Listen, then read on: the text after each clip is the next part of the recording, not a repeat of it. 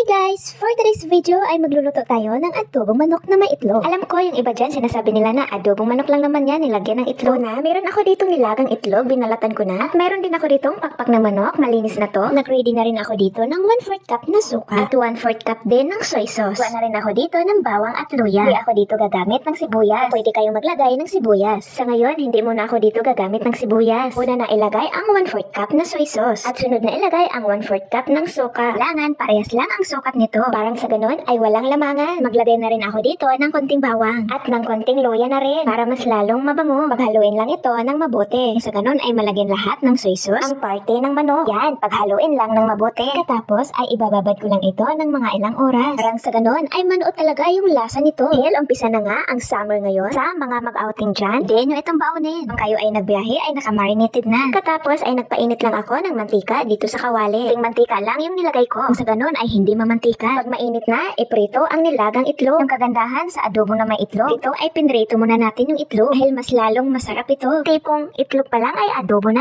Tipong konti lang yung manok tapos ganito ang pagkaluto ng itlog. Itlog pa lang nga ay ulam na.